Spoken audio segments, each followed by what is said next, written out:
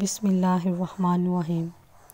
Nabila voice centre میں دل کی گہرائیوں سے خوش آمدید اور پیار بھرا السلام علیکم۔ آج میں جو کہانی آپ کے لیے لے کر آئی ہوں وہ آپ کی زندگی کو تبدیل کر سکتی ہے، اس لیے آپ سے گزارش ہے کہ اسے آخر تک ضرور دیکھیے گا، کیونکہ اس میں جو پیغام دیا جا رہا ہے وہ شاید آپ کی زندگی کو تبدیل کر دے۔ یہ کہانی حاجی صاحب نامی کی ایک آدمی کے گرد گھومتی ہے۔ اس کی گورنمنٹس کی ایک فیکٹری ہے۔ اس کی فیکٹری کا شمار ملک بلکہ بیرون ملک کے مشہور ترین فیکٹریز میں ہوتا ہے۔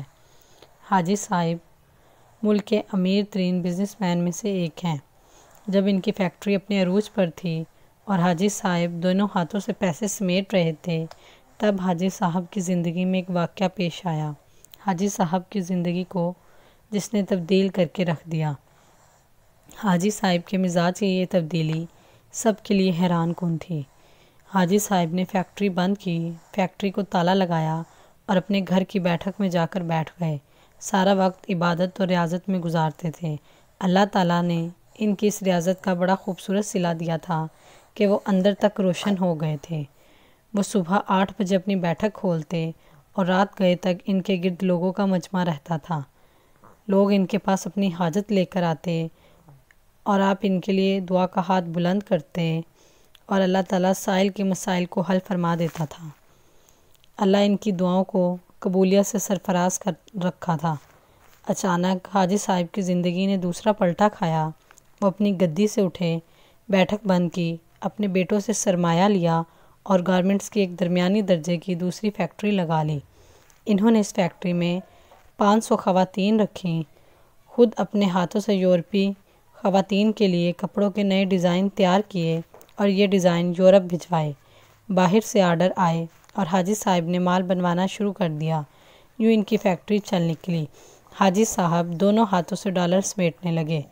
دنیا میں اس وقت گارمنٹس کی کم و بیش 2-3 کروڑ فیکٹریاں ہوں گی اور ان 2-3 کروڑ فیکٹریوں کے اتنے ہی مالکان ہوں گے، لیکن 2-3 کروڑ مالکان میں حاجی صاحب جیسا کوئی دوسرا کردار نہیں ہوگا۔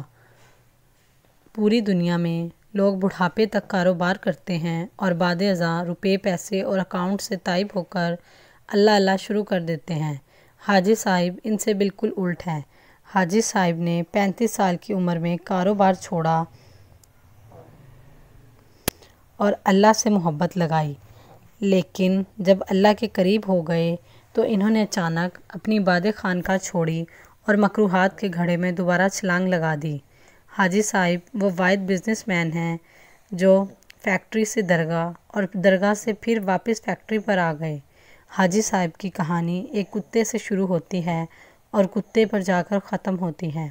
حاجی صاحب کی گارمنٹس کی ایک بڑی فیکٹری تھی۔ حاجی صاحب صبح صبح فیکٹری چلے جاتے اور رات گئے تک کام کرتے تھے۔ ایک دن وہ فیکٹری پہنچے تو انہوں نے دیکھا کہ ایک درمیانے قد کا کتا گھسٹ گھسٹ کر ان کے گودام میں داخل ہو رہا ہے۔ حاجی صاحب نے غور کیا تو پتہ چلا کہ کتا شدید زخمی ہے، کسی گاڑی کے نیچے آ گیا تھا۔ اس کی 3 ٹانگیں ٹوٹ گئی تھیں اور وہ صرف ایک ٹانگ کے ذریعے اپنے جسم کو گھسیٹ کر ان کے گودام تک پہنچا تھا۔ حاجی صاحب کو کتے پر بڑا رحم آیا، سوچا کہ وہ کتے کو جانوروں کے کسی ڈاکٹر کے پاس لے جاتے ہیں اور اس کا علاج کرواتے ہیں، اور جب کتا ٹھیک ہو جائے گا تو وہ اسے گلی میں چھوڑ دیں گے۔ حاجی صاحب نے ڈاکٹر سے رابطے کے لیے فون اٹھایا، لیکن اس سے قبل ان کے دل میں ایک انوکھا خیال آیا۔ حاجی صاحب نے فون واپس رکھ دیا۔ حاجی صاحب نے سوچا کہ کتا شدید زخمی ہے، اس کی 3 ٹانگیں ٹوٹ چکی ہیں، اس کا جبڑا زخمی ہے اور پیٹ پر بھی چوٹ کا نشان ہے، چنانچہ کتا روزی روٹی کا بندوبست نہیں کر سکتا، تو اب یہ دیکھنا ہے کہ قدرت اس کتے کی خوراک کا بندوبست کیسے کرتی ہے۔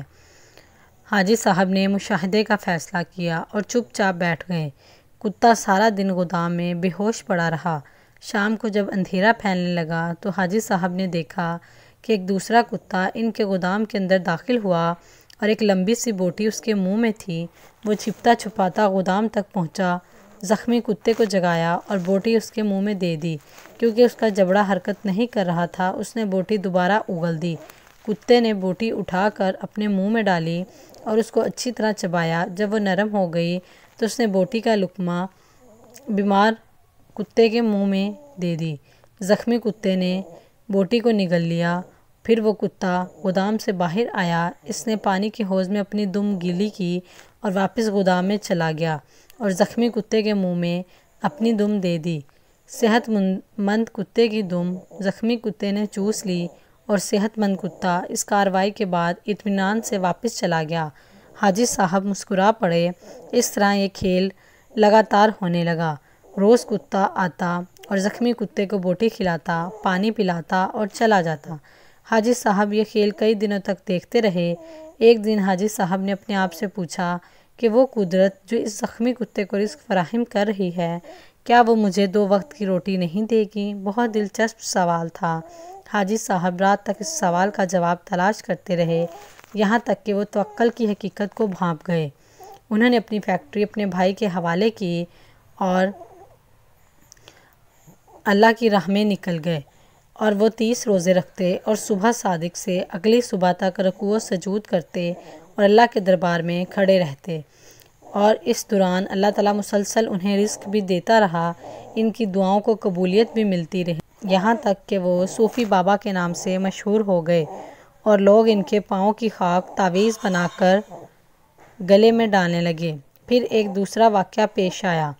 सूफ़ी बाबा दोबारा हाजी साहब हो गए। इस सर्दियों की एक नीम गर्म दोपहर थी। सूफ़ी बाबा की बैठक में दर्जनों अकीदतमंद बैठे हुए थे। सूफ़ी बाबा इनके साथ रूहानियत के रमूज़ पर बातचीत कर रहे थे। बातों ही बातों में सूफ़ी बाबा ने कुत्ते का किस्सा छेड़ दिया और इस किस्से के आखिर में हाज़रीन को बताया कि रिस्क हमेशा इंसान का पीछा करता है, लेकिन हम बेवकूफ़ इंसानों ने इसका पीछा करना शुरू कर दिया है। अगर तवक्कुल ज़िंदा हो तो रिस्क इस इंसान तक ज़रूर पहुंचता है, बिल्कुल जिस तरह इस कुत्ते के पास दूसरे कुत्ते के ज़रिए रिस्क आता रहा। मैंने इस कुत्ते से तवक्कुल सीखी है। इसके बाद दुनिया को तर्क कर दिया और अल्लाह की राह में निकल आया और इसका इनाम ये है कि मैं आप लोगों के दरमियान बैठा हूँ। इन 30 बरसों में कोई दिन ऐसा नहीं गुज़रा जब अल्लाह ताला ने किसी न किसी वसीले से मुझे रिस्क ना दिया हो या मैं किसी रात भूखा सोया हूँ। इस ज़ख्मी कुत्ते को थैंक यू कहता हूँ जिसने मुझे सिखाया, तवक्कुल सिखाया था। सूफ़ी बाबा की महफिल में एक नौजवान प्रोफेसर भी बैठा हुआ था।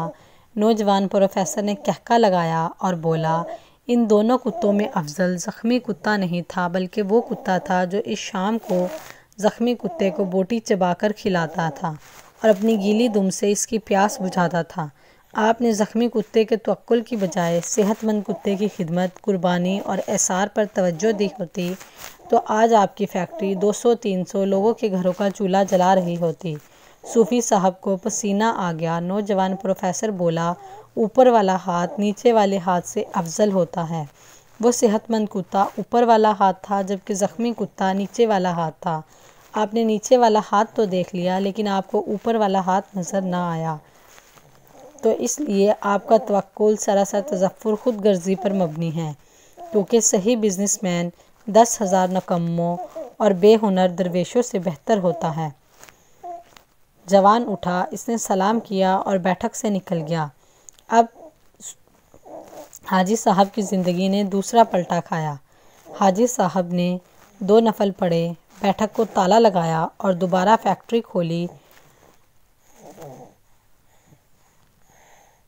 और कारोबार को दोबारा शुरू किया और आज उनकी फैक्ट्री से 200-300 घरों का चूल्हा जलता है। गरीब लोग इनकी फैक्ट्री में काम करते हैं और साथ साथ हाजी साहब इबादत भी करते हैं। उम्मीद करते हैं आज की वीडियो आपको पसंद आई हो, तो हमारी वीडियो को लाइक और चैनल को सब्सक्राइब ज़रूर कीजिएगा। मिलते हैं अगली वीडियो में।